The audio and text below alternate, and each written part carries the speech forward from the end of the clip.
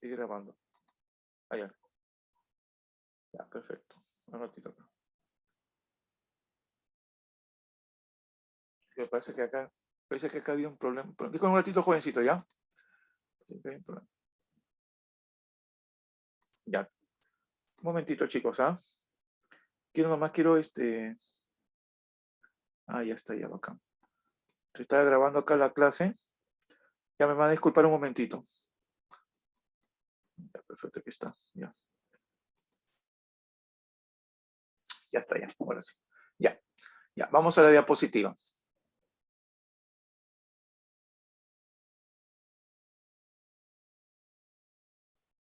Sí, también ahorita parece que tengo problemas con mi internet, también se ha puesto un poco lento. Por momentos baja la señal. Por momentos baja la señal. Ya, a ver, vamos a ver acá.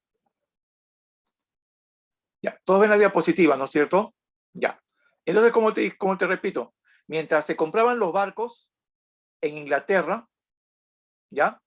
El gobierno de Juan Pérez gana tiempo, el 27 de enero del año 1865, se firma el tratado Vivanco-Pareja, ¿ya? Recuerde que Pareja era, si no me equivoco, José Miguel, me parece. José Miguel Pareja era el representante de la flota y también de la corona española, ¿sí? Y Ignacio de Vivanco era el representante del gobierno de Peset. Entonces se llegan a algunos acuerdos en este tratado Vivanco-Pareja. A ver, un ratito acá. Ya. Dice, en este tratado, el gobierno de Peset reconoce la deuda de la independencia. Y España se compromete a devolver las Islas Guaneras de Chincha. O sea, en el tratado de Vivanco-Pareja, el gobierno peruano reconocía que tenía una deuda con la monarquía española, la llamada deuda de la independencia. Y también se comprometía a pagar los gastos de la flota española. Una vez que se pagaba la deuda y se cubrían los gastos de la flota española, entre comillas, los españoles iban a devolver las Islas Guaneras de Chincha. Algo así como una reciprocidad, ¿me entiendes? Tú pagas y yo te lo devuelvo. Pero ¿qué pasa? El Congreso, que debía ratificar el tratado, no lo ratifica y lo rechaza. La opinión pública vio esta actitud de Juan Peset como una actitud de traición, de cobardía y de claudicación ante la flota española. Entonces el gobierno de Juan Peset perdió el apoyo de la opinión pública y también perdió el apoyo del Congreso. Pero la intención de Juan Peset simplemente era ganar tiempo nada más con esto. Pero así no lo entendió ni el Congreso, ni muchos políticos, ni la opinión pública. Y como se dice, se le fueron encima. Y no lo entendieron así. Entonces, ese tratado, Vivanco-Pareja, ¿cómo se llama? ¿Cómo se llama? Generó, discúlpenme acá un ratito, generó un levantamiento en Arequipa. En pocas palabras, estaba estallando una guerra civil. El coronel Ignacio Prado, Mariano Ignacio Prado, que luego fue presidente del Perú durante la guerra con Chile, en ese momento él era prefecto de Arequipa y se amotina con el apoyo del pueblo, rechazando el tratado Vivanco-Pareja. Y se inicia la famosa Revolución de Arequipa o Revolución Restauradora. Entonces, el coronel Ignacio Prado, con su ejército, toma la ciudad de Lima. Toma la ciudad de Lima el 28 de febrero del año 1865. Derrocan a Juan Peset lo sacan de la presidencia, lo desconocen como presidente, lo expulsan del Perú, creo que inclusive se va a París, se va a Francia, lo expulsan a Juan Peset como persona no grata y el Congreso y muchos políticos lo proclaman a Mariano Ignacio Prado como dictador del Perú. Y así como acaba el gobierno de Juan Peset.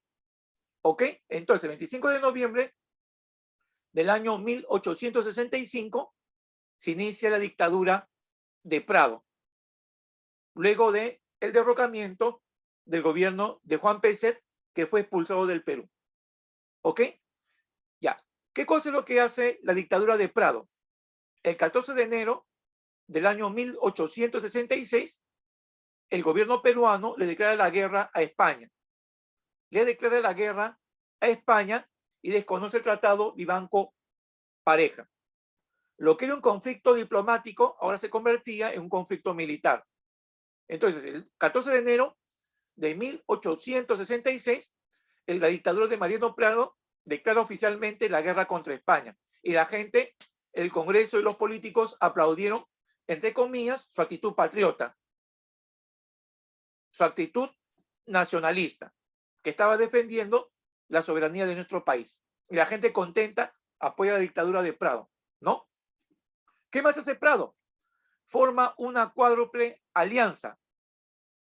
Es decir, Perú, Chile y Bolivia y Ecuador forman una alianza militar para enfrentar a la escuadra española. ¿Por qué? Porque la intención de la escuadra española no solamente era contra el Perú, sino que contra los países sudamericanos que tenían salida hacia el Océano Pacífico.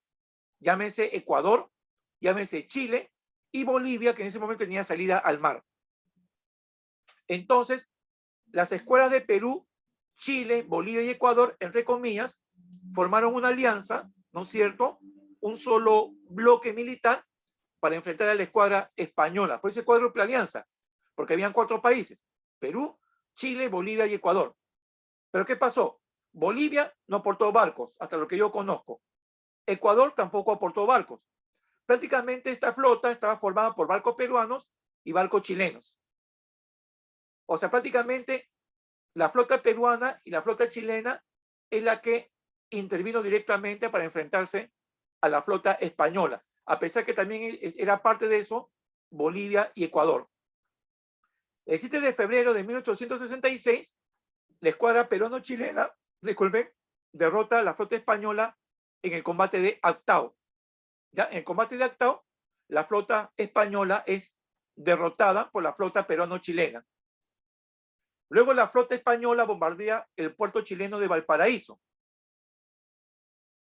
Y luego se dirigió a bombardear el puerto del Callao. Pero ¿qué pasa? En el puerto del Callao, la dictadura de Prado ya había organizado toda una defensa para resistir el bombardeo de los españoles. Y se produce el llamado combate del 2 de mayo del año 1866. Con el combate del 2 de mayo, la flota española es derrotada finalmente. Y no le queda más remedio que retornar a su país. ¿Ok? Ahora, en el año 1879, España recién reconoce la independencia del Perú y se inician las relaciones diplomáticas con este país. O sea, se tuvo que esperar hasta el año 1879 para que España recién reconociera la independencia del Perú. Pero ya se había producido el combate del 2 de mayo en el año 1866 en el Callao, donde es derrotada la flota española. Ya. Ahora, dentro de un instante, ya para terminar, voy a explicarte qué pasó luego de la guerra contra España.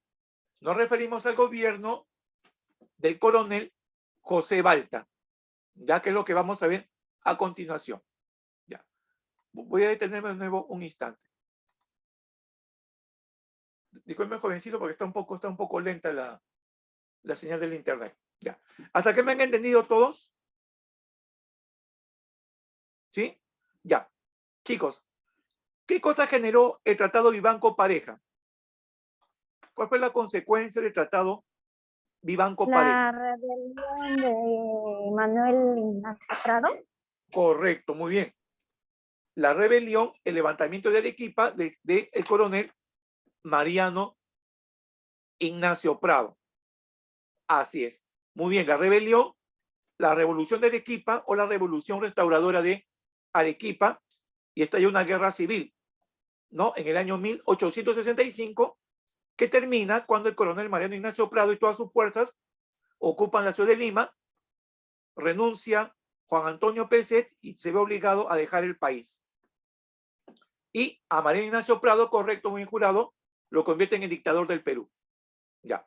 Mariano Ignacio Prado lo que hace es declarar la guerra a España en el año 1866. ¿Ok? Ya. ¿Qué países formaban la cuádruple alianza? Formada por Mariano Ignacio Prado. Ecuador, Chile, Ecuador, Bolivia y Perú. Ecuador, Gané. Perú y Bolivia, ¿sí o no? Bolivia.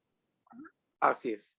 Ya, pero de esos 4 países, ¿quiénes aportaron barcos de guerra? Porque Chile. no todos Chile, estaban con Perú, Chile y el Perú. Por lo tanto, fue una flota peruano-chilena.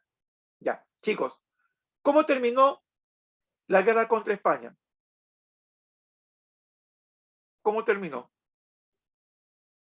¿Qué acontecimiento puso La batalla de 2 de mayo. el combate, no? Muy guamacto. Más que batalla, el combate, ¿no? Del 2 de mayo en el Callao en el año 1866. Correcto, el 2 de mayo de 1866, el pueblo peruano hace la defensa en el Callao y derrota a la flota española, que no le queda más remedio que retirarse, ¿no?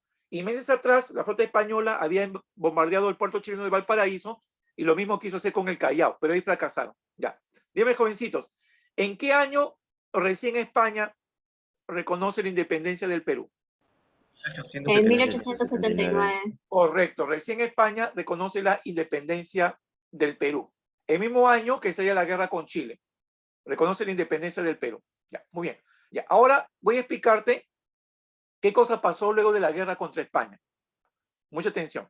Ya, y ahí con este bloque estamos terminando. Ahora que esta vez no nos falle el internet. Chicos, ¿qué pasó? Vamos a ver ahora el gobierno del coronel José Balta, que gobernó el Perú de 1868 al año 1872. Ya. Antecedentes. Como dijimos, ¿no? Manuel Prado fue convertido en dictador del Perú. ¿Pero qué pasa? Su dictadura termina en el año 1867 porque estalla una nueva guerra civil. Estalla una nueva guerra civil contra la dictadura de Ignacio Prado en el año 1867 y cae la dictadura de Prado. Una vez más, esta guerra civil se inicia en Arequipa. Chicos, ustedes se han dado cuenta que en Arequipa se iniciaron muchas guerras civiles del Perú republicano, sobre todo en la época del primer militarismo. Por eso que se dice que la ciudad de Arequipa es cuna de revoluciones, ¿no? Es una ciudad con mucha historia, sobre todo en la época de la República. Entonces, en el año 1867, con esta guerra civil, cae la dictadura de Prado. Se convocan a elecciones y es elegido como nuevo presidente el coronel José Balta, que también había encabezado esta guerra civil en la zona norte, mientras que Castilla lo había hecho en el sur. En esta guerra, si no me equivoco, Castilla fallece porque era muy anciano y fallece. Pero José Balta, en el año de 1868, es elegido como nuevo presidente constitucional del Perú. Chicos, con Balta termina el primer militarismo. Es decir, el último caudillo militar que gobierna el Perú durante el primer militarismo es el coronel José Balta. Entonces, con su gobierno termina el primer militarismo. ¿Por qué? Porque luego de él es elegido un civil como presidente constitucional. Nos referimos a el empresario, político y escritor peruano Manuel Pardo, que lo vamos a estudiar la próxima clase. Se llamaría el civilismo. ¿Ok? Muy bien. ¿Cómo se encontraba en ese momento el Perú cuando José Balta es elegido presidente constitucional? Ya, vivíamos una crisis económica y financiera por la mala gestión de los ingresos guaneros. Como te dije, ¿no es cierto? Los ingresos guaneros fueron malgastados en guerras civiles, corrupción, obras que poco aportaban al desarrollo económico del país. Y ahí se fue gran parte de ese dinero. Entonces, esa mala gestión de los ingresos guaneros generó una crisis económica, financiera y una bancarrota fiscal para el Estado peruano. Entonces, había que hacer algo para salir de esa crisis financiera y de la bancarrota. Y como te repito, derivada de la mala gestión y administración de los ingresos guaneros. Entonces, vamos a ver qué cosa hizo el gobierno del presidente Balta para enfrentar esa crisis económica, financiera y la bancarrota fiscal. Hizo lo siguiente.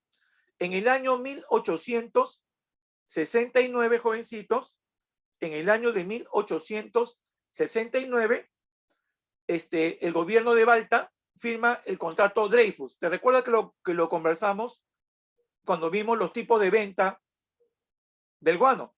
¿Te recuerdas que te hablamos de monopolio? Ya. ¿Qué establecía el contrato Dreyfus? Número 1. El contrato Dreyfus, ya dijimos, fue firmado por el gobierno de Balta con la casa comercial Hermanos Dreyfus. Los hermanos Dreyfus eran unos comerciantes judíos franceses. Entonces, en París, el gobierno de Balta envía a su delegado para firmar este contrato con los hermanos judíos franceses de apellido Dreyfus. Ya. ¿En qué consistía este contrato Dreyfus? El monopolio del guano era entregado a los hermanos Dreyfus. Es decir, solamente ellos se iban a encargar de la venta del guano. ¿Cómo se le llama eso? Monopolio. Tenían la exclusividad. ¿Te recuerdas que antes eran consignatarios? Que te expliqué. Antes eran consignatarios. Ahora, lo que quería hacer Balta era poner fin a los consignatarios y darle el monopolio del comercio del guano a los hermanos Dreyfus, que te repito, eran comerciantes franceses. Ya. ¿Y qué cosa daban a cambio los Dreyfus? Los Dreyfus se comprometían a pagar la deuda externa del Perú, que en ese momento era muy grande, era gigantesca porque el Perú se había endeudado, sobre todo comprando estos buques de guerra, y también se había comprado artillería durante la guerra contra España, porque no solamente fueron barcos, sino también artillería moderna. Se comprometían los hermanos Dreyfus que con ese dinero de la venta del guano iban a pagar la deuda externa. Y a su vez, tenían que entregarle al gobierno peruano 3 millones de soles para salir de la bancarrota. Entonces, resumiéndote, en el contrato Dreyfus, los hermanos Dreyfus tenían el monopolio de la venta del guano. ¿Ok? Con ese dinero de la venta del guano, se comprometían los Dreyfus a pagar la deuda externa del Perú. Y también entregaban 3 millones de soles al Estado peruano para salir de la bancarrota y la crisis. Y los Dreyfus se quedaban con una parte de la ganancia. ¿Quiénes protestaron cuando se firma el contrato Dreyfus? Los consignatarios peruanos, o también llamados los hijos del país. Los hijos del país eran los consignatarios que antes habían vendido el guano y se habían beneficiado. Pero con el contrato Dreyfus se perjudicaban. Entonces, con este contrato, lo que hizo Dreyfus lo que hizo Balta fue desplazar a los consignatarios peruanos, los hizo a un lado, no los tomó en cuenta a los hijos del país y todo el monopolio se le dio a los franceses Dreyfus. Entonces, una de las razones también por las cuales Balta firma el contrato Dreyfus era para desplazar a los consignatarios peruanos, los llamados hijos del país, y darle el comercio a extranjeros, en este caso, los Dreyfus. Y los Dreyfus, te repito, se quedaban con una parte de la ganancia, pero pagaban la deuda externa y financiaban económicamente al Estado peruano. Pero con el tiempo, este contrato fue un fracaso. ¿Por qué fue un fracaso? Porque el precio del guano cayó a nivel mundial, o sea, bajó el precio del guano. Entonces, el Perú ya no recibía la cantidad de dinero establecida en el contrato. Y tú te preguntarás, ¿y por qué bajó el precio del guano? Porque se descubrió un nuevo fertilizante. ¿Cuál era este nuevo fertilizante que desplazó al guano? Y el Perú también lo tenía en grandes cantidades y que generó la guerra con Chile. El salitre. Entonces, como el salitre, poco a poco, estaba desplazando como fertilizante al guano, el precio del guano cae y baja la demanda de guano. Y eso, te repito, perjudicó al contrato y finalmente el contrato tuvo que ser anulado en el siguiente gobierno. Muy bien. Ya. Obras. ¿Cuáles son las obras más importantes del gobierno de José Balta? Ya. En Lima se construyó un puente de hierro sobre el río Rímac. Este puente todavía existe, el llamado Puente Balta, ¿no? Un puente armado con piezas de hierro traídas desde Francia, ¿no? Se inició la construcción del Hospital 2 de Mayo, también en la ciudad de Lima. Ojo, en el gobierno de Balta no se inaugura el Hospital 2 de Mayo, sino que se inicia la construcción. En el gobierno de Manuel Pardo recién se inaugura el Hospital 2 de Mayo. Se construye el Parque y Palacio de la Exposición. Tal vez algunos de ustedes habrán escuchado que está en el centro de Lima, no el Parque de la Exposición. Ya, eso también se construye en la época de José Balta. Se derrumba la muralla de Lima y se crean barrios como La Victoria. O sea, Lima comienza a expandirse. Se crea el balneario de Ancón, que usted lo tiene muy cerca, y la provincia de Tarapacá también se crean durante el gobierno de José Balta. También se crea la Escuela de Agricultura, que hoy día sería la Universidad Agraria La Molina, entre otras obras. Pero lo que es más importante, ese dinero que recibía el gobierno de Balta de parte de los Dreyfus, lo invirtió en ferrocarriles. ¿Cómo se llama el personaje encargado de la construcción de ferrocarriles? El empresario norteamericano Henry Mays. Henry Mays se le encargó la construcción de los ferrocarriles. Por ejemplo, Mollendo Arequipa, Juliaca Cusco, Paita Piura, Chimbote Huaraz, Hilo Moquegua, etcétera, etcétera. Pero ¿qué pasa? Enrique Mays aumentó los costos en la construcción de estos ferrocarriles y también se hizo de mucho dinero. O sea, prácticamente este señor estafó al Estado peruano porque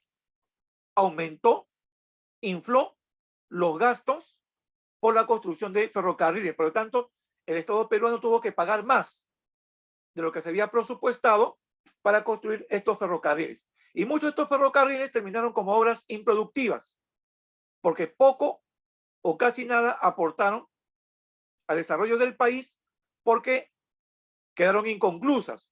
Muchos de ellos no se terminaron de construir, como se dice, quedaron a medias.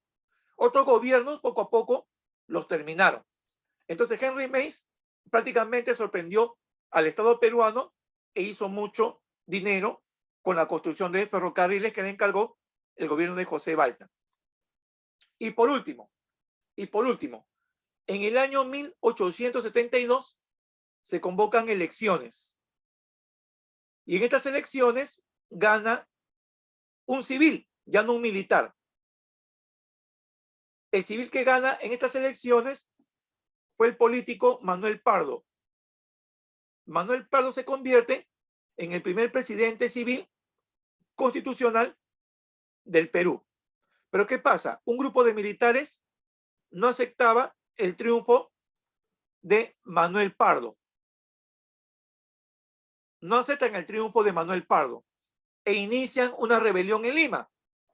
A esto se le conoce como la rebelión de los hermanos Gutiérrez, que eran tres coroneles arequipeños.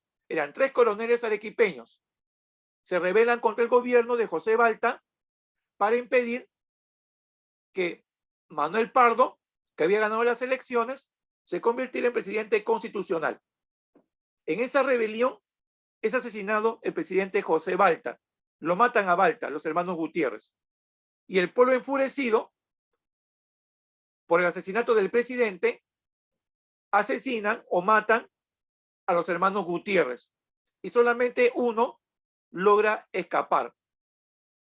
Tomás, Silvestre y Marcelino mueren a manos del pueblo.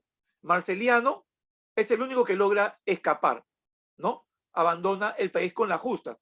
Y de esa manera termina la rebelión de los hermanos Gutiérrez, que se oponía a la llegada de un civil a la presidencia. En este caso, Manuel Pardo, que había ganado las elecciones del año 1872.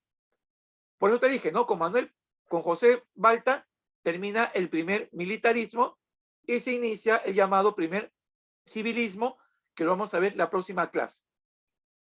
Ya, muy bien. Ya, ¿hasta aquí está claro? ¿Alguna pregunta?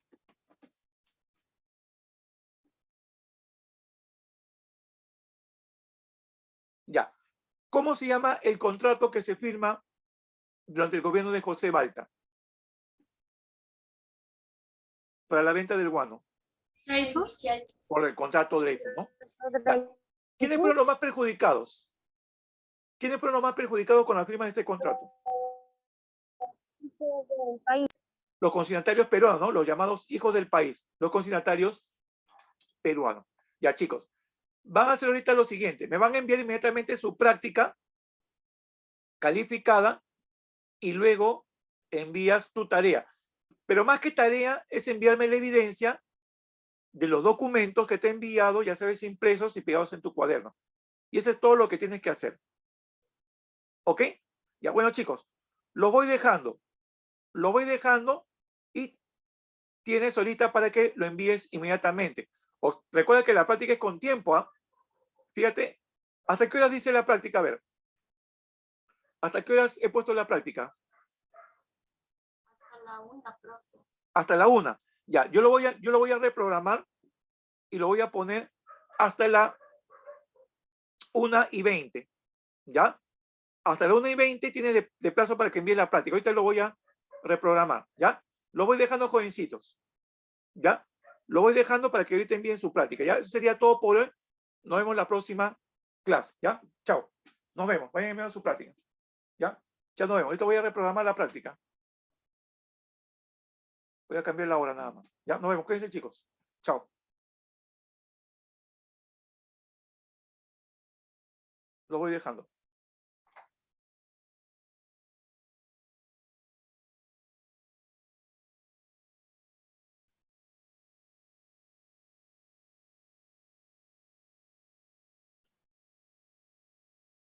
Listo, programa.